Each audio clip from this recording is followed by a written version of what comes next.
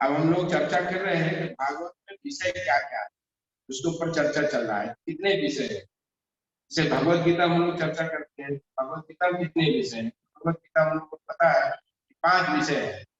भगवत गीता में 5 विषय है, इसके ऊपर हम लोग चर्चा करते हैं। जो है भगवान के विषय में है, जीव के विषय में है, कर्म के विषय में है, प्रकृति के विषय में है, और काल समय के विषय में भगवत गीता में है। कि जो भागवत महापुराण है उसमें 10 विषय सब्जेक्ट मैटर, जिसके ऊपर पूरा भागवत कहा गया। तो भागवत जो है इसमें 12 स्कंद, कितना है? 12 स्कंद है। तो ये पूरा 12 स्कंद में 10 विषय की चर्चा हो। तो हम लोग चर्चा कर रहे थे कि 10 विषय क्या है, वो हमें फिर से जान लेना चाहिए। जरूरी नहीं कि याद हो जाए सब, ये याद हो जाए तो बहुत अच्छी बात है, लेकिन नहीं याद है तो सुनना जरूरी है। तो कहा गया है कि भागवत में ही इसके विषय में शुद्ध गोस्वामी बताते हैं भागवत में क्या विषय सब्जेक्ट है।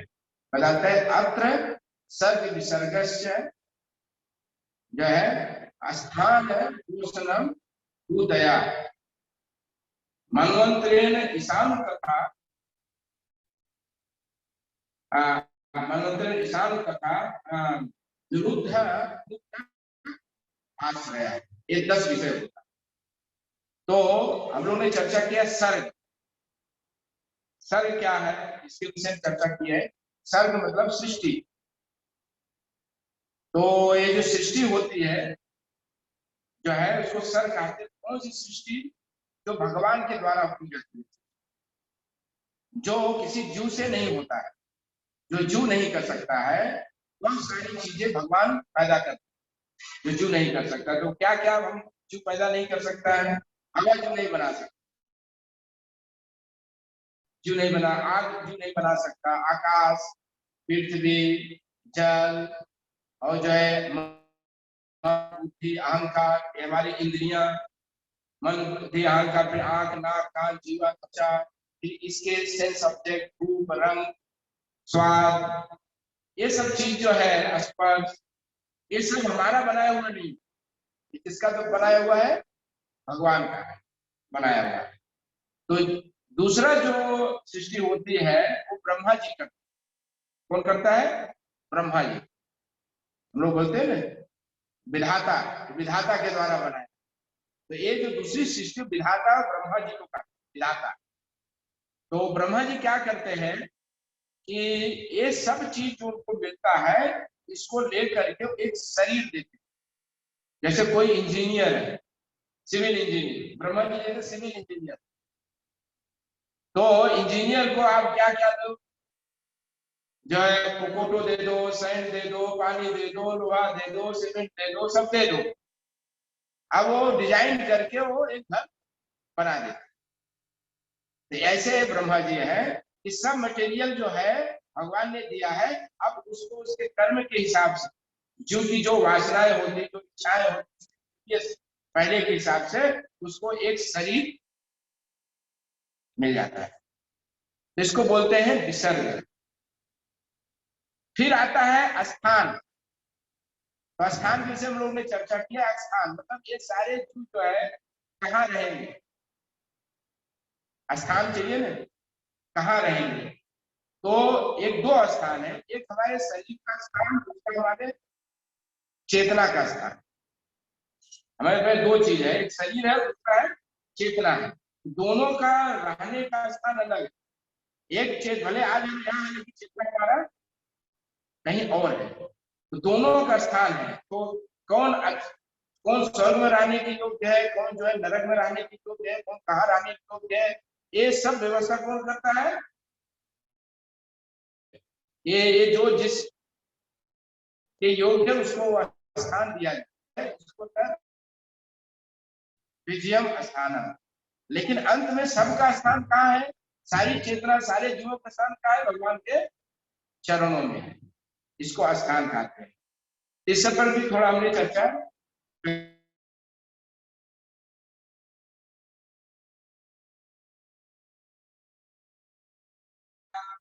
कैसे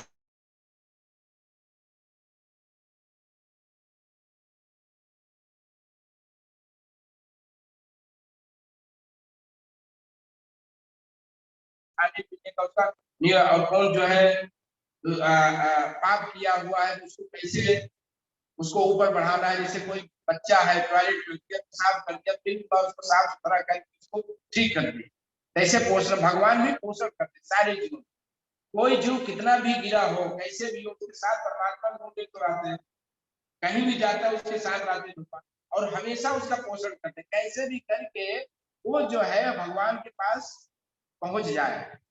उसकी वो सारा प्रोग्राम, सारी व्यवस्था भगवान करते हैं। फिर जो है सब्जेक्ट आता है पूतया। पूत शब्द बनाया, पूत। हम लोग बोलते हैं कपूत और सपूत, बोलते हैं कपूत है सपूत है। कोई कपूत बनता है, कोई सपूत बनता है। कपूत कैसे बनता है? पूत उसको बोलते हैं, पूत से कपूत और सपूत आया है। तो पूत मतलब, पूत का मतलब होता है कि होना। क्या होना? दो चीजें, कर्म वासना, एक अच्छा कर्म, दूसरा बुरा कर्म। तो बुरे कर्म से कपूत बनता है, अच्छे कर्म से सपूत बनता है, इसको कर्म वासना बोलते हैं। तो ऐसे जो है भागवत में एक पूत सब्जेक्ट विषय है, एक पूत। फिर आता है मनवंतरेण, मनवंतर, मैनेजमेंट, मनवंतर। कौन से मनवंतर? ब्रह्मा जी के एक दिन में 14 मनु होते, और हर 14 मनु जो है एडमिनिस्ट्रेटर, बड़े बड़े राजा होते हैं। कैसे लोगों को सद्धर्म, कैसे सद्धर्म की शिक्षा हो, मतलब धर्म की कैसे पालन किया जाए, धर्म को कैसे समाज पालन करे, कैसे वो राजा खुद करके दूसरों को कैसे इंड्यूस करते हैं, सबको प्रेरित करते हैं कि धर्म का पालन करें, तो सद्धर्म कहते हैं। तो जितने भी ब्रह्मा जी के जो एक दिन में 14 मनु होते हैं, वो सब बड़े बड़े राजा, बहुत शक्तिशाली राजा जन्म लेते हैं, जो भगवान से इम्पावर्ड होते हैं, और वो सद्धर्म का, धर्म का रक्षा करते हैं। धर्म कैसे पालन करते हैं, कैसे और पालन खुद करते हैं, दूसरे से करवाते हैं, उसको मनवंतर, मनवंतर बोलते हैं। ये सब्जेक्ट इसमें है। उसके बाद जो है 9वां सब्जेक्ट है, 8 9वां है ईशान कथा। ईशान कथा मतलब है कि भगवान और उनके भक्त का कथा। ये 9वां सब्जेक्ट है। भगवान जन्म लेते हैं, अलग अलग लीला करते हैं, उनके साथ उनका संबंध होता है, रिलेशन होता है, उसको सुन करके जो है सुखी होता है, आनंदित होता है, इसको ईशान कथा कहते हैं। और इसके बाद आता है निरोध। निरोध है, निरोध मतलब है हर चीज का प्रलय,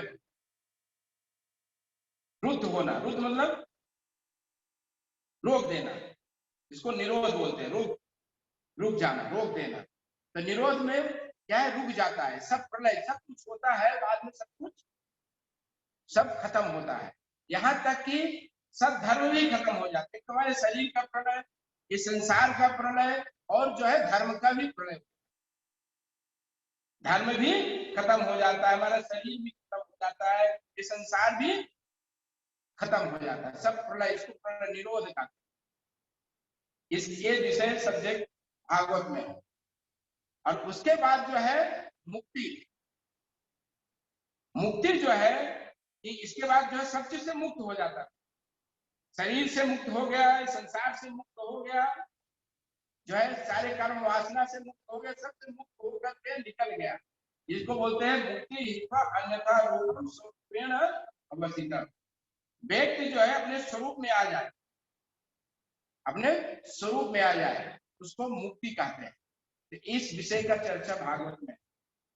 और अंत जो है, अंत में आश्रय, सेंटर, आश्रय, हम किसका शरण लें, मुक्त होकर कहाँ जाएंगे, किसके पास जाएंगे, कहाँ जाना चाहिए, वो आश्रय विषय है। तो इसमें जो है ये सारा भागवत में सब्जेक्ट कहाँ है, अब इसके विषय में बताएंगे। तो 10 विषय हो गया। अब ये चीजें कहाँ कहाँ है, तो भागवत में जैसे बताया कि 12 स्कंद। तो शास्त्रों के जो बड़े बड़े बड़े आचार्य लोग हैं, के अनुसार जो भागवत है, पहला और दूसरा स्कंद, पहला और दूसरा स्कंद जो है वो क्या है? इंट्रोडक्शन है। पहले दूसरे स्कंद में है कि नैमिषारण्य एकत्रित हुए, फिर भागवत का कथा हुआ, कथा मतलब इंट्रोडक्शन। एक तो है विषय वस्तु, पहले स्कंद में विषय वस्तु क्या क्या है, क्या होने वाला है, पृष्ठभूमि धरातल बनाया गया। उसके बाद दूसरे स्कंद इंट्रोडक्शन, भागवत कैसे हुआ, नवी ये सब, ये सुखदेव महाराज है, परीक्षित महाराज, ये सब है। तो ये वास्तव में पहला दूसरा, जैसे भगवत गीता में पहला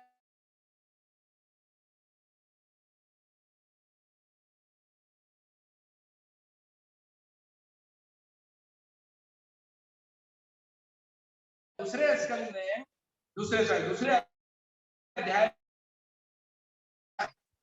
गीता में क्या होने वाला है। तो ऐसे यहाँ दूसरे स्कंद में पूरा भागवत में क्या होने वाला संक्षेप में ब्रीफ किया गया। अब तीसरे स्कंद से चालू होता है जो विषय सर्ग, विसर्ग, स्थान जो है, पोषणम, उदया, मनवंतर, ये तीसरे स्कंद से चालू होता है। मनवंतर, फिर आता है ईशान कथा, फिर क्या है, निरोध, मुक्ति और आश्रय।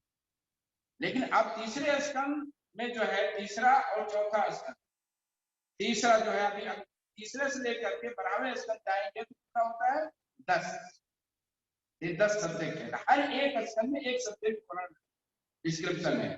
तीसरे स्कंद में सृष्टि, चौथे स्कंद में जो है सर्ग, पहले में, दूसरे में जो है विसर्ग, तीसरे में सर्ग, चौथे में विसर्ग और 5वें में जो है स्थान, छठे में पोषणम, 7वें में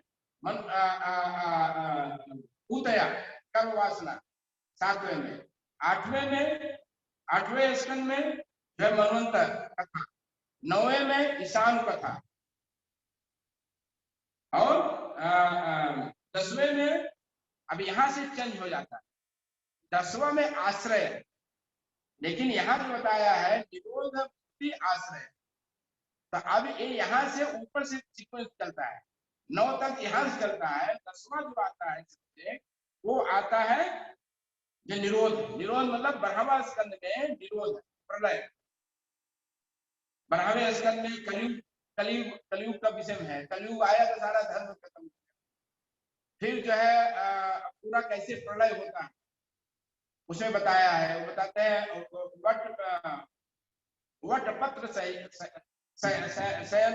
लीला, भगवान का जो है सारा प्रलय हो जाता है, फिर भगवान जो है एक वट पत्ता के ऊपर लेटे हुए, और अपना हमने फोटो देखा होगा, भगवान जो है अपना अंगूठा चूसते, पूरा प्रलय हो जाता है, तो सब कुछ नष्ट हो जाता है, धर्म नष्ट हो जाता है, कलयुग के प्रभाव से पूरा संसार नष्ट हो जाता है, कुछ नहीं रहता है, उसको निरोध को बढ़ावे। फिर 11वां स्कंद में मुक्ति है, मुक्ति मतलब ज्ञान से संबंधित। तो भगवान उद्धव को ज्ञान देते हैं 11वां स्कंद, उद्धव जी का जो कन्वर्सेशन है कृष्ण के साथ, वो सब ज्ञान की बातें, तो वो है मुक्ति के बाद। अब है आश्रय, आश्रय कौन सा है, 10वां स्कंद आश्रय। अब ये श्रीमद् भागवतम के दूसरे स्कंद के 10वें अध्याय के पहले, दूसरे, तीसरे, चौथे, 5वें, 6वें श्लोक में सारा वर्णन नहीं, हम बता रहे सब आ दिया। तो दूसरे स्कंद बताते हैं कि दूसरे स्कंद के 10वें अध्याय के दूसरे श्लोक में स्वामी समझाते हैं कि ये जितने भी 9 विषय हैं, 10 विषय में से 9 विषय है, वो केवल एक विषय का को समझने के लिए दिया गया। वो कौन सा विषय है, आश्रय। जो 9 विषय है उसको समझने के लिए ये जो है एक विषय जो आश्रय, इसको समझने के लिए 9 विषय समझा दिया गया है। इसलिए हमेशा हमारे प्रभुपाद जी समझाते हैं, पढ़ते सुनते रहते हैं, यदि भगवान का 10वां स्कंद पढ़ना है, 10वां स्कंद में क्या है, केवल भगवान की लीला है। 10वां स्कंद में क्या है, कृष्ण की लीला है। जन्म हुआ, भगवान ने माखन चोरी किया, रास लीला किया, चीर हरण किया, मथुरा में लीला किया, फिर द्वारिका लीला की, ये सब 10वां स्कंद। ये सब जितना भी बात बताई गई भागवत में, वो केवल 10वां स्कंद को समझने के लिए, जो कि आश्रय तत्व कृष्ण है, आश्रय तत्व, उनको समझने के लिए सब पता है। इसलिए कहते हैं कि जब तक यदि हम 10-9 विषय नहीं समझे, ये सर्ग, विषय, स्थान जो है, पोषणम, उद्या, मनवंतर, ईशान कथा जो है, मुक्ति, निरोध, ये सब जब तक हम नहीं समझेंगे हम किसी को समझ नहीं सकते। इतना आसान नहीं है। किसी को सर लाला है, वो हमारा लाला है, ये समझ लेना इतना कोई इतना आसान नहीं है। वो लाला मदर भी अपने लाला को भी लाला ही समझते, हम अपने लाला को भी लाला ही समझते, वो नहीं समझते वो लाला गोवर्धन धारी है, गोवर्धन उठाने वाला है। अरे वो रासलीला है, उधर ठीक है, रास में बहुत सारे मजाक में बोलते रहे कि उसका छोकरा तो भी रासलीला चल रहा है उसका।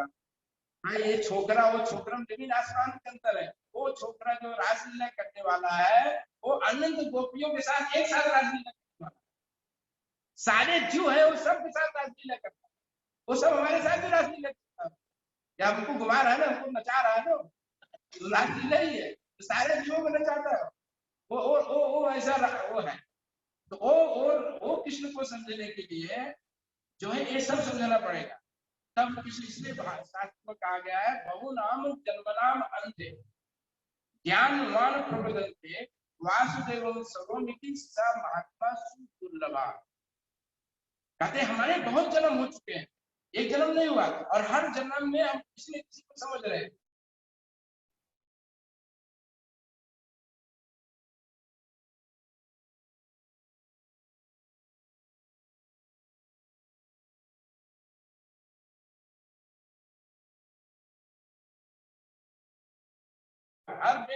हर युग खोज में लगा, लेकिन कहते हैं वासुदेवम सर्वमिति, जब ये समझ में आ जाएगा कि ये सारे ज्ञान का, सारे खोज का जो अंत है वो केवल कृष्ण है।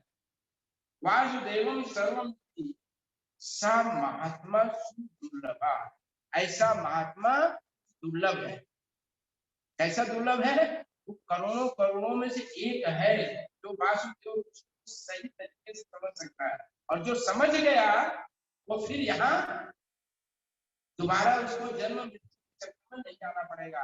जन्म कर्म चैवेद्यम एवं वृत्ति तत्ता त्यक्त्वा देहम पुनर्जन्म नेति मामे। इसके लिए ध्यान, तपस्या, नीचे सीट पाओ ऊपर, आंख बंद करो, हजारों साल तक ये करना हो, ये सब करने की जरूरत नहीं है।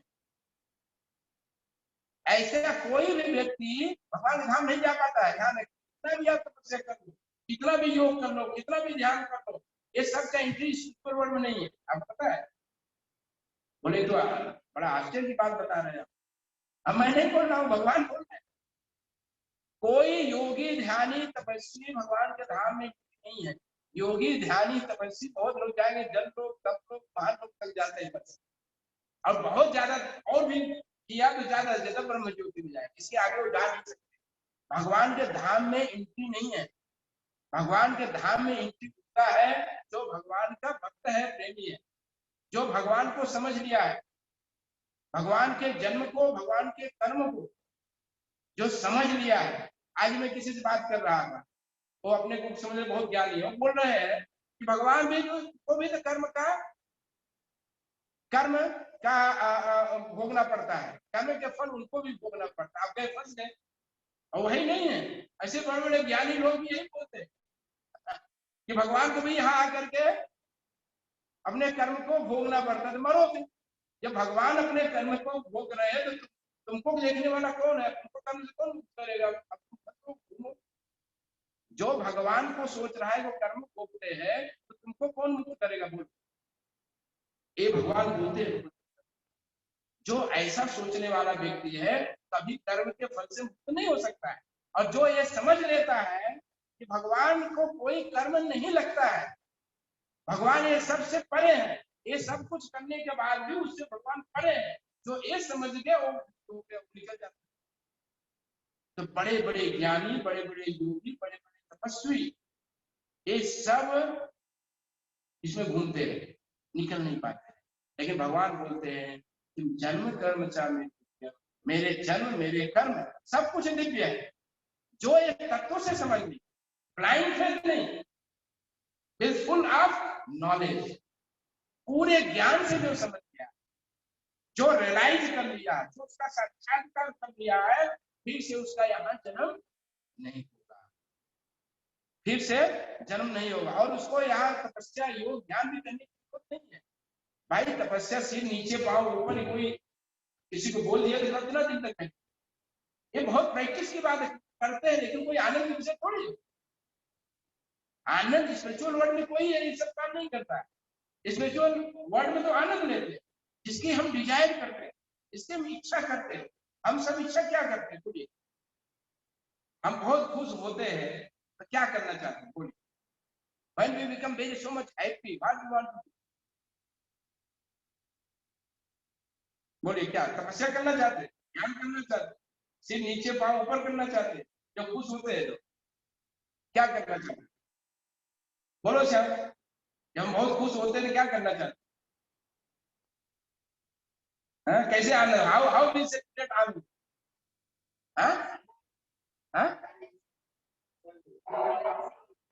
I'm not getting dancing. Yeah, first another thing. Yeah, service to other. Yeah, service to other वो भी ठीक है। हाँ, जब बहुत हम आनंद लेते हैं, तब खुश होते हैं, तो सबसे पहले क्या बुलाते हैं? पार्टी करते हैं। When we want to be happy, we want to share our happiness in the way how to call the people, invite the people. उत्सव करते हैं। उस उत्सव में क्या होता है? चैंटिंग होता है, सिंगिंग क्या होता है? सब गाते हैं ना, सब बोलते हैं, गाते हैं, सिंगिंग करते हैं, डांसिंग करते हैं, आफ्टर दैट फेस्टिंग करते हैं। ये 3 काम होता है इस पर ध्यान रखिए। इसके अलावा कुछ दूसरा काम नहीं है वहां।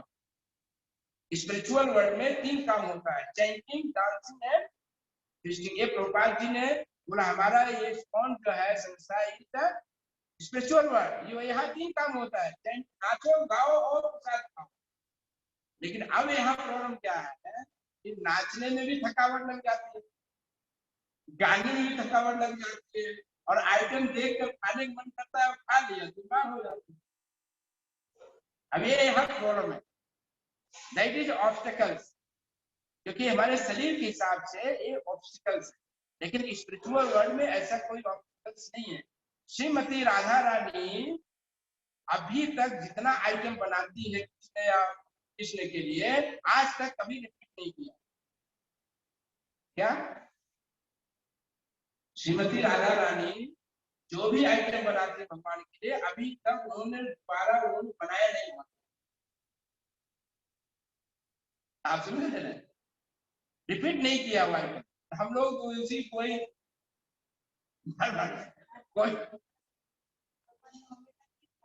ना खाते अलग बात है, लेकिन रिपीट नहीं होता है।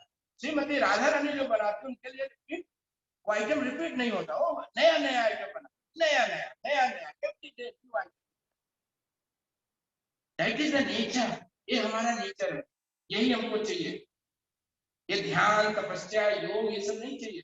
इसीलिए भगवान भगवत गीता कहते हैं, ये सारे 6ठे अध्याय के अंत में कहते हैं, योगी नाम अपनी सर्वेशा मद गतेंद्र आत्मना श्रद्धावान भजते माम युक्त तमः मत्ता। वो कहते हैं जितने भी अभी तक योगियों से हमने बताया, उसमें सबसे श्रेष्ठ कौन है? जो मेरा श्रद्धा से भजन करता है, वो सबसे बड़ा योगी है। क्यों? भजन करने वाला भी क्या करेगा? भजन क्या होता है? यही होता है, chanting, dancing and singing and feasting, यही सब होता है। दूसरा कोई भजन में नहीं होता है। ये है स्पिरिचुअल वर्ल्ड, वही करना है। इसलिए शास्त्र बताया कि स्पिरिचुअल वर्ल्ड का स्वभाव क्या है। स्पिरिचुअल वर्ल्ड का स्वभाव क्या है कि वहां चलना, गमनम इज नृत्यम। वहां जो चलते हैं ना, उसको डांस बोला जाता है। और हम चलते हैं तो क्या है? हमारी समस्या है, क्योंकि चलना हमारे लिए कौन चलेगा? थोड़ा बहुत बैठ गए। अभी यहाँ पे किसी को चक्कर लगा करने के लिए बोला जाए और अगल बगल कुर्सियां रख दिया जाए, देखो एक भी चक्कर लगा नहीं पाए। चारों तरफ से कुर्सियां रख दिया, एक दो चक्कर लगाएगा, बैठ जाएगा, नहीं चल पाएगा। लेकिन भगवत धाम में जो चलना है वो डांसिंग है, तो एंजॉयमेंट है, और थकावट की बात नहीं है। That is nature. गाना वहां पे सिंगिंग करना, भगवान को ग्लोरीफिकेशन करना, ये वहां का स्वभाव है, जीव का स्वभाव है, वो थकावट नहीं है। थकावट नहीं है। हम थकते हैं क्योंकि हमको इंटरेस्ट नहीं, हमको रोग लगा है, बीमारी लगा है, इसलिए हम थोड़ा 2-4 माला 5 माला नहीं रह जाते, और कर लिया कभी तो अपने बड़ा बहुत बहादुरी काम कर लिया। भाई हम 16 माला करने अपनी हालत है। यहाँ लोग जो है 24 घंटा माला करने वाले लोग बैठे हैं, 23-12 घंटा 22 घंटा माला ही करते हैं, फिर भी वो थकते नहीं है, और हम इतना करके थक जाते हैं क्योंकि हमको बीमारी है। लेकिन यदि ये बीमारी खत्म हो जाएगी तो हम 24 घंटा भगवान का गुणगान करें और आनंद। आज तक अनंत से अपने 1000 फनों से भगवान का गुणगान कर रहे हैं, एक दिन भी आराम नहीं किया, और उनको लगता है कि अभी तक मैं उनके गुणगान को पूरा नहीं कर पाया। Just keep on. ये कोई ऐसा फिर बोलने की बात नहीं है, ये सत्य है। वो बोल रहे हैं हमेशा, लेकिन उनका आनंद बढ़ता जा रहा है, बढ़ता जा रहा है। जस्ट कीप ऑन स्पीकिंग, लेकिन थक नहीं रहे। क्यों नहीं थक रहे? देखो नेचर है वो, जो वो ही जाने, और कॉन्स्टिट्यूशन अपने स्वभाव में स्थित है, इसलिए वो भगवान करते जा रहे, आज तक थके नहीं। और हम थक जाते हैं क्योंकि हम अपने स्वभाव के विपरीत है। हमारा जो रियल स्वभाव है उसके हम गलत और सिचुएशन में हम वो उसको बोलते हैं रिपेलिका है ना, उल्टा टांगे हुए हैं हम, उल्टे में। हमारा कुछ चलना फिरना बोलना सब उल्टा है, कुछ भी सीधा नहीं है, इसलिए हमारी हालत है। जब सीधा हो जाएगा तो ये आनंद हो जाएगा, यही चीज आनंद हो जाएगा। लेकिन हम उल्टा सकता है, इसलिए आनंद नहीं मिलता है, ये आनंद नहीं मिलता है। ये पूरा भागवत जो है 9, इसलिए कहा जाता है कि 9 स्कंद तक पहले पढ़ो अच्छी तरीके, या 9 विषय पढ़ो। तो मैं सुन रहा था कि निम्बार्काचार्य कहते हैं यदि भगवान को से जानना है तो 9 साल तक ये 9 विषय को पढ़ो। 9 साल तक 9 विषय को पढ़ो, फिर कृष्ण के विषय में पढ़ोगे तो तब समझ में आएगा कृष्ण। तो पढ़ने का मतलब क्या नहीं, इसको पढ़ोगे तो आपको रियलाइज होगा, आपको अनुभव होगा, ये अनुभव होगा और इसका साक्षात्कार होगा। जब ये 9 विषय का साक्षात्कार हो जाएगा तब हम कृष्ण को समझ सकते हैं कि कृष्ण कौन है। अभी तक हम कृष्ण को क्या समझते हैं? कृष्ण योगेश्वर है, कृष्ण जो है बहुत भगवान है, लेकिन अपने कर्मों से बेचारा भी फंसा था, क्योंकि जो है कितने मूर्ख जो 20-50 साल से आ रहे मंदिर, वो भी बोलते हैं कि कृष्ण भी तो भोग के गए यहाँ से, राम भी भोग के गए यहाँ पर, जो 50 साल से आ रहे हैं भगवान को प्रणाम कर रहे हैं। अरे जो भगवान है, सारा बताया गया ईश्वर है, सब कुछ उससे आता है, सब कुछ उसी से कंट्रोल होता है, वो भी यदि भोगेगा दुनिया को कौन निकालेगा? दुनिया को कौन निकालेगा? भगवान भी यदि अपने चक्र में आ जाते हैं, कर्मों का भोग कर रहे हैं, तब करने से मुक्त किसको कौन करेगा? फिर ये सब करने की क्या जरूरत है? फिर ये सब पढ़ने का, लिखने का, योग करने का, ध्यान करने का, माला करने का क्या मतलब है? सब मतलब फेल हो गया ना। जब भगवान भी चक्कर बनाते हैं फिर हम क्या करते हैं? कौन करेगा? ये अज्ञान है।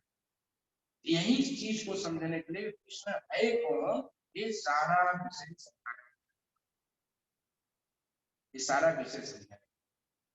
तो इसलिए अब इसके विषय में हम लोग चर्चा, अब भागवत इसलिए पढ़ते हैं कृष्ण को समझने के लिए, कृष्ण है कौन। और इस भागवत को महापुराण कहा गया। क्या बोला है? कितने पुराण है? 18 पुराण है। 18 पुराण में भागवत को महापुराण कहा गया। बाकी सब महापुराण नहीं कहा गया। क्यों नहीं कहा गया?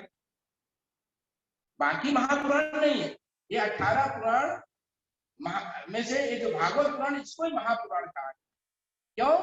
क्योंकि इसमें 10 विषय, बाकी पुराणों में 10 विषय नहीं है, बाकी पुराणों में 5 विषय जो आगे हम अत्र सर्ग विसर्ग स्थान पोषणम उदया, बस ये 5 विषय का डिस्क्रिप्शन है। ये जो बाकी मनवंतर शाम कथा निरोध मुक्ति आश्रय इसका बात उसमें नहीं है, इसलिए भागवत को महापुराण कहा गया। ये भागवत जिसमें भगवान की लीला है, भगवान को समझने की सब बातें हैं, मुक्ति क्या है, निरोध क्या है, प्रलय क्या है।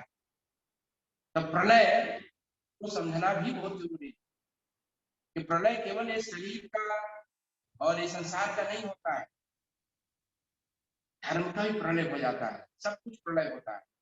लेकिन प्रलय जो है हमारे जो चेतना चेतना ये सब जो सब शरीर से निकल जो चेतना, ये शरीर को खत्म होने से पहले हमारी चेतना को इसमें से निकालना चाहिए, शुद्ध करना चाहिए।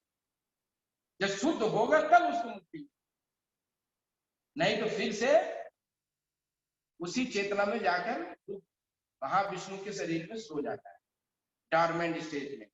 ये सीड होता है ना, सीड के अंदर सब होता है, बस उसको पानी चाहिए, खातर चाहिए, बस सब बाहर आ जाए। तो ऐसे जीव के वासना जो है उसके अंदर होता है,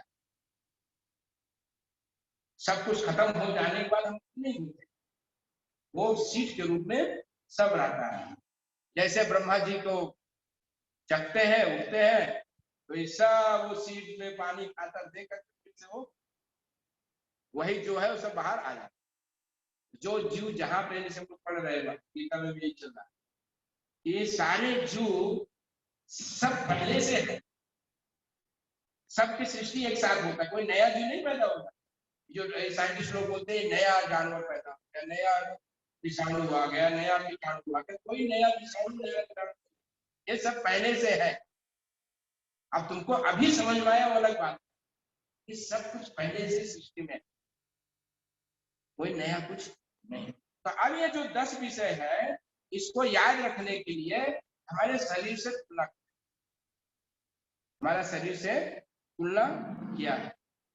तो शरीर से तुलना है कि जो हमारा चरण है, ये पहला दूसरा स्कंद चरण, तीसरा और चौथा हमारा, ये भगवान के शरीर से तुलना है, भगवान शरीर से तुलना है कि पहला और दूसरा स्कंद भगवान के चरण, तीसरा और चौथा भगवान का पांव,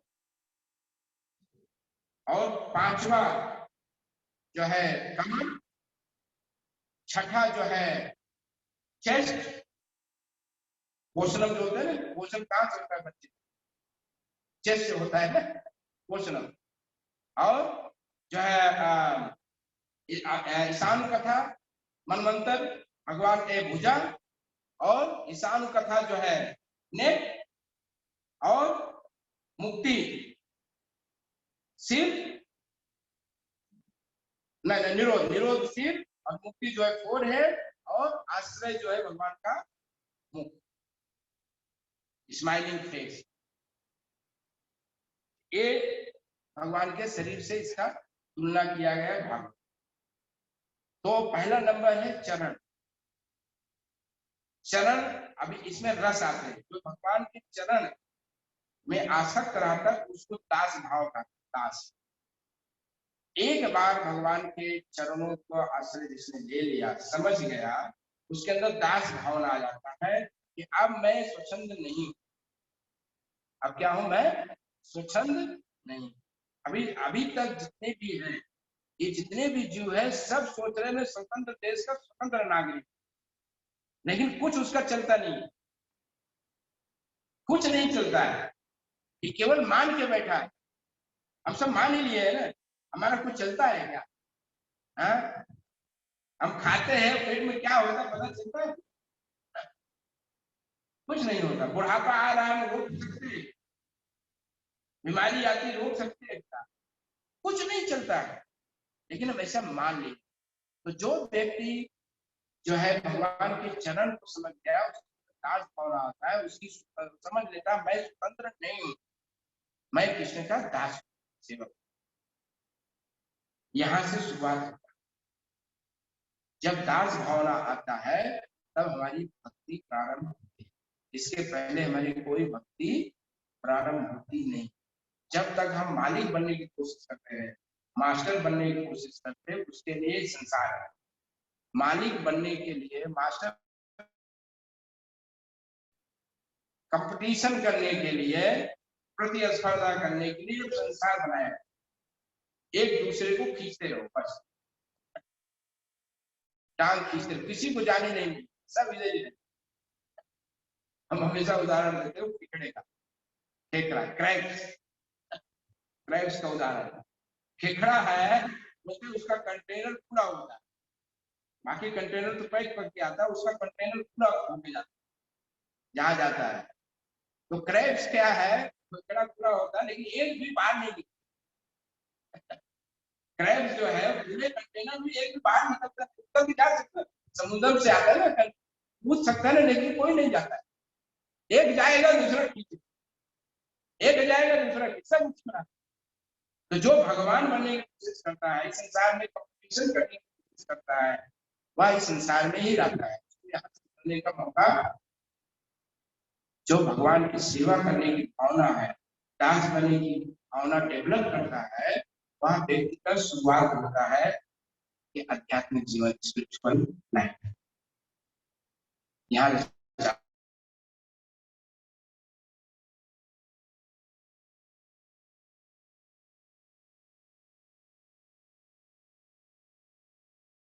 जो है महावीर भगवान का फेस, ये सब रस भी इसमें समझने को आगुन मिलता है। कौन का रस, कौन से रस, हर रस अलग है ना। आम खाने का रस टेस्ट अलग है, जो है खाने का टेस्ट अलग है, सबका टेस्ट है ना पर्टिकुलर। ऐसे उद्दीपन इसको बोलते हैं। ये सारे रस का उद्दीपन होता है। दास रस का उद्दीपन है, शांत रस का उद्दीपन है, वात्सल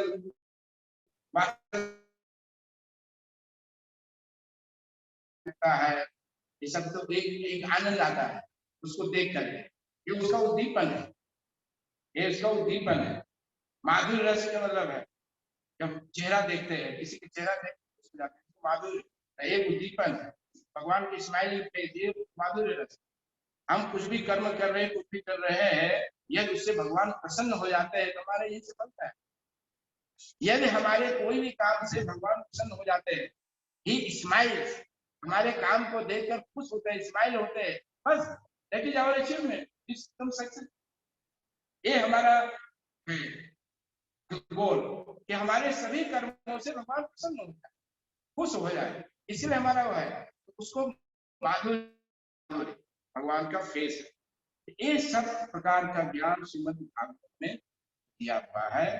तो अब इसके विषय में हम लोग चर्चा करेंगे। हम लोग ने पहला श्लोक पढ़ लिया, पहला श्लोक भागवतम का पढ़ लिए थे। अब अगले रविवार से फिर से पहला श्लोक पढ़ेंगे और फिर इसके ऊपर चर्चा करेंगे, फिर श्लोक बाय श्लोक आगे बढ़ेंगे। भागवत बहुत बड़ा विषय है, कि पढ़ेंगे सुनेंगे तो बहुत ही आनंद आएगा। ऐसा कोई दुनिया में दूसरा ग्रंथ नहीं, भागवत जैसा कोई दूसरा ग्रंथ दुनिया में अभी तक न है न रहेगा। यही है, दूसरा कुछ नहीं। इसमें सब कुछ इसमें है, इसलिए इसको इंसाइक्लोपीडिया कहा गया। भागवत को इंसाइक्लोपीडिया है, सारे ज्ञान, हर प्रकार का ज्ञान इस भागवत में। ठीक है, हरे कृष्णा कृष्णा कृष्णा हरे हरे, हरे राम राम राम हरे हरे। किसी कोई प्रश्न है तो पूछिए, किसी कुछ समझ में नहीं आया है तो जो पहले रविवार से आए हैं थोड़ा ज्यादा समझ में आया हो, जो आज पहली बार आए हैं अब समझ में आएगा, जो फिर से चले जाएंगे तो कभी फिर से जाएगा। जो रेगुलर है, रेगुलर आएंगे उसको ज्यादा रस, जो थोड़ा सा बीच बीच में आएंगे थोड़ा थोड़ा मिलेगा, लेकिन मिलेगा जरूर, कुछ न कुछ मिलेगा। आप आओगे तो आपको मिलेगा, अब रेगुलर आओगे तो ज्यादा। और रेगुलर आओगे तो आपको ज्यादा मिलेगा, बहुत ज्यादा मिलेगा। नहीं तो थोड़ा कुछ नहीं तो कुछ तो मिलेगा, निरर्थक नहीं जाए। ये भागवत भगवान की से कथा है, ये कभी निरर्थक नहीं होता है, हमेशा ये फल देता है, हमेशा फल देते रहे, चाहे आप मन लगे या न लगे। इसको आप चाहे बाई फोर्स सुनो, चाहे आप विलिंगली अपनी इच्छा से सुनो, या किसी मोटिवेशन से सुनो, कुछ मन में और है लेकिन बैठ गए अब सुनना पड़ेगा। अभी जैसे है किसी को मिलने जाना है, अब रोज यहाँ बैठे अभी कहीं नहीं जा सकता, बैठा बेचारा क्या, तो इसको फोर्स बोलते हैं, फोर्स या कुछ मोटिवेशन से बैठा है। लेकिन जैसे भी बैठा है वो थोड़ा भी जाएगा वो पूरा कभी उसका प्रभाव वो दिखाएगा ही, उसका प्रभाव दिखाएगा। ये इतना पावरफुल चीज है, ये कभी नहीं तो इसका प्रभाव प्रकट होगा। और ये प्रकट क्या है प्रभाव, ये आपको खींच करके भगवान के भक्ति में, ये आपको खींचेगा। और आज नहीं तो कल आप किसी को तक छूट नहीं पाओगे, अब भगवान आपको खींच के अपनी भक्ति में लगाएगा। ये भागवत का काम, भागवत आप किसी तरीके से सुन लिया है तो आज नहीं तो कल आप भगवान सुनना ही सुनना। जो रेगुलर सुनेगा जल्दी जुट जाएगा, जो नहीं सुनेगा कभी न कभी वो आएगा ये ऐसी चीज बहुत पावरफुल चीज, ऐसी मेडिसिन है। इसके विषय में हम लोग कहते हैं, छोटा सा उदाहरण दिया है, मैं हमेशा का उदाहरण देता हूँ कि किसी को डिसेंट्री हो गया, डायरिया, बहुत बड़ा डायरिया हो गया, वो पानी भी नहीं पी सकता, पानी पीता वो भी बाहर, उसको कोई ताकत नहीं है। तो सारा होम्योपैथ एलोपैथ सब थक गया, तो बाद में एक वैद्य के पास गया, वैद्य के पास गया तो वैद्य से पूछता है ये क्या करे, ये पानी भी पीता है तो बाहर चला जाता है, कुछ ताकत नहीं, कोई दवा नहीं खा सकता, क्या करे। तो वैद्य ने बोला इसको घी पिलाओ, शुद्ध देसी घी पिलाओ। बोला भी देसी घी पिलाया, कहते पानी नहीं पिलाता है, बोला इसको पिलाओ। जब उसको पिलाना चालू किया देसी घी, तो देसी घी क्या है, सबको नहीं निकल सकता ना, कुछ चिपक जाता है। तो उसके पेट में जब चिपक गया थोड़ा तो उसको पावर आने लगे, एनर्जी आने, और एनर्जी आने लगी तो धीरे धीरे धीरे दवा भी खाने लगे, दवा भी पचने लगा, धीरे धीरे धीरे धीरे वो।